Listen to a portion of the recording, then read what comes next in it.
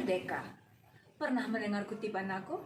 Jangan tanyakan apa yang diberikan negara untukmu, tetapi tanyakanlah apa yang sudah kau berikan untuk negara.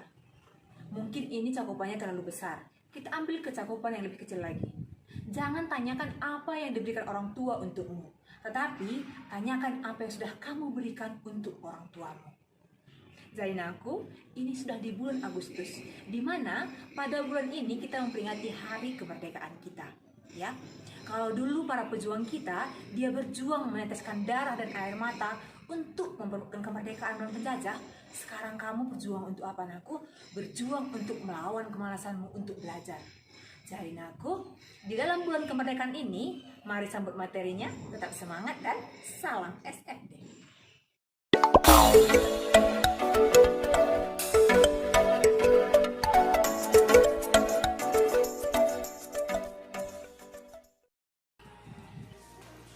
Oke Naku, kita langsung saja ke materi kita, biologi kelas 11 pertemuan ketiga. Setelah mempelajari ini, anak kami diharapkan dapat membandingkan transport pasif dengan transport aktif dengan cara rajin dan giat. Bagaimana caranya Naku? Persiapkan pekerjaan dengan melakukan pekerjaan secara terstruktur. Yang kedua, dapat membandingkan difusi dengan osmosis dengan melakukan pekerjaan secara bertahap. Nah, jadi yang kedua ini, setelah mempelajari pelajaran ini diharapkan kalian mampu untuk menguasai ini. Topik kita pada hari ini transport membran. Sebelumnya kita sudah membahas tentang organel sel, perbedaan sel hewan dengan sel tumbuhan, di mana kemarin pada sel itu terdapat membran sel, di mana pada membran sel itu berlangsung proses atau jalur keluar masuknya zat. Ya, proses keluar masuknya zat pada membran sel itu disebut transport membrannya, di mana transport membran ini dibagi menjadi dua.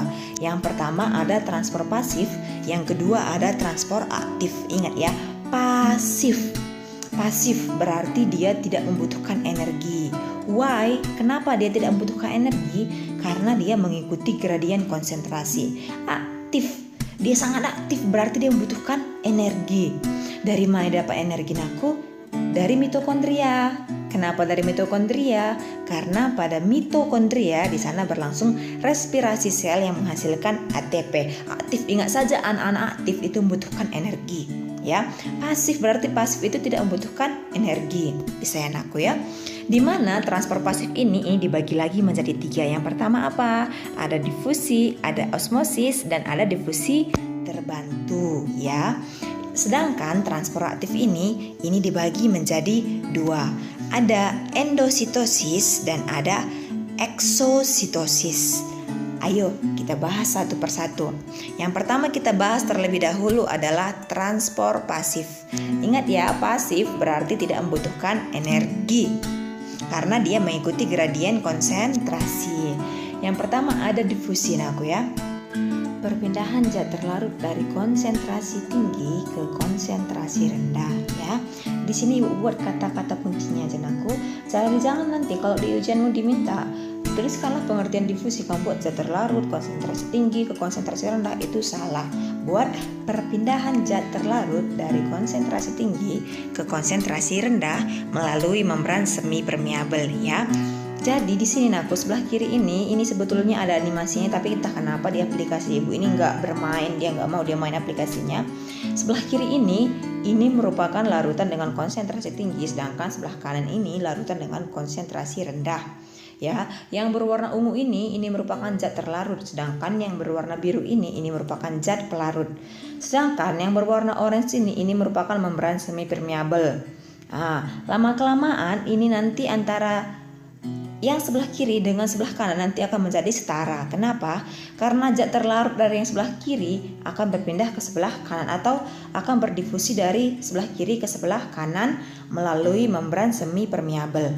Contohnya pada kita ini Nakku, di paru-paru kita akan terjadi difusi antara CO2 dengan O2 ya. Bisa Nakku ya. Itu contoh nyatanya di tubuh kita. Yang kedua ada osmosis. Perhatikan ya, tadi kalau difusi yang berpindah itu zat terlarut. Misalnya ada larutan garam, berarti pelarutnya adalah air. zat terlarutnya adalah garam. Berarti yang berdifusi itu adalah garamnya, ya. Sedangkan pada osmosis ini air atau pelarut, ya. Kalau tadi ada air garam, berarti yang melakukan osmosis adalah air garam itu, ya Nak, ya, airnya, bukan garam yang terlarutnya, ya. Dari konsentrasi rendah ke konsentrasi tinggi, ini salah ini ya. Dari konsentrasi rendah ke konsentrasi tinggi, ya. Kalau proses perpindahan air ini Nak, itu ada 3. Nah, dimana kalau dia berada dalam larutan yang hipotoni, ya, hipotoni itu dimana air yang berada di luar dari sel akan masuk ke dalam sel sehingga akan menyebabkan namanya hemolisis, ya.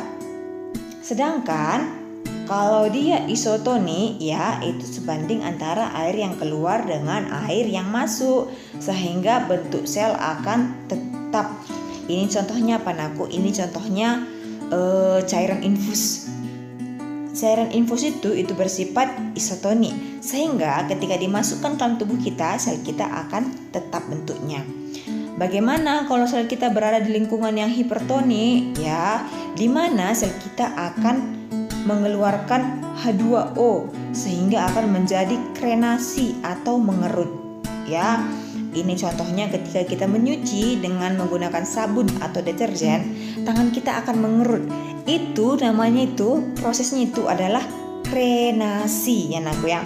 Jadi kalau kamu bersama temanmu di kosan menyuci, tangan kamu jangan katakan tanganku mengerut, tetapi lihat teman-teman, tanganku mengalami krenasi.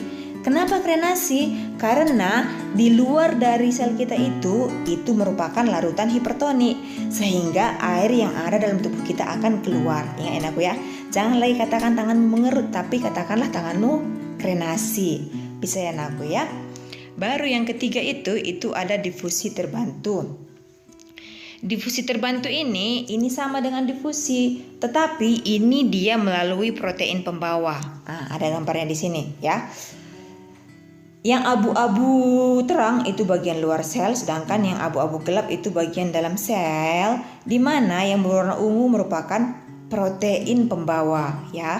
Sel-sel ini akan masuk ke dalam sel melalui protein pembawa. Tidak boleh melalui sembarang tempat, tetapi harus melalui protein pembawa. Bisa ya Nakku, ya. Sekarang kita lanjutkan ke transport aktif. Transport aktif tadi apa? Transport yang membutuhkan energi. Kenapa dia membutuhkan energi? Karena dia melawan gradien konsentrasi.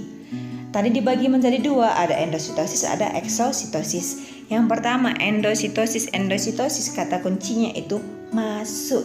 Nah, siapa yang suka dimasukkan? Oke, bercanda ya Nakku, ya. Endositosis ini proses masuknya zat ke dalam sel.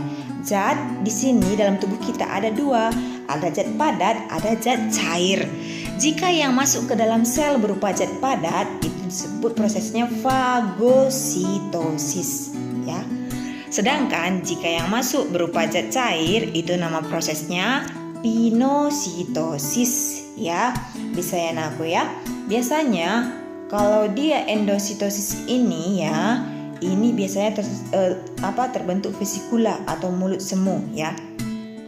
Sehingga zat-zat itu akan masuk ke dalam sel melalui vesikula atau mulut semu. Bisa ya Nakku, ya. Yang kedua ada eksositosis. Exit, keluar. Setelah masuk, keluarlah ya. Masa di dalam terus, ya. Setelah masuk berarti dikeluarkan. Setelah endositosis berarti eksositosis. Endo masuk, ekso keluar. Bisa ya Nakku, ya. Kalau dia eksositosis ini merupakan proses keluarnya zat dari dalam sel. Bisa ya Nakku, ya.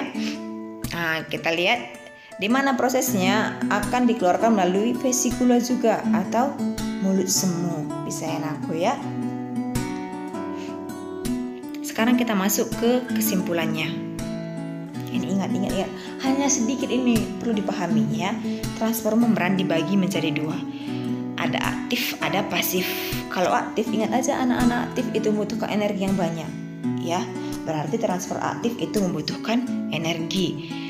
Itu dibagi menjadi 2, ada endositosis, ada eksositosis. Endo masuk, ekso keluar. Endo masuk, ekso keluar. Bisa ya. Kalau yang masuk berupa zat padat itu disebut fagositosis. Kalau yang masuk berupa zat cair itu disebut pinositosis ya anakku ya. Sedangkan transfer pasif itu yang tidak membutuhkan energi ya. Yang tidak membutuhkan energi dibagi menjadi 3. Ada difusi, ada osmosis, ada difusi terbantu. Di mana difusi yang berpindah zat terlarutnya dari hipertonis ke hipotonis, osmosis yang berpindah zat pelarutnya atau air dari konsentrasi rendah ke konsentrasi tinggi. Kalau difusi terbantu itu hanya melalui atau dibantu oleh protein tertentu. Bisa ya anakku ya. Harus tetap semangat ya walaupun dalam masa pandemi ini.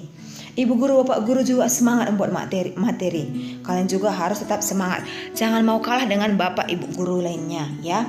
Jadi naku, jangan lupa dicatat di catatan biologi khusus. Tetap semangat mengerjakan tugas ingatnya dan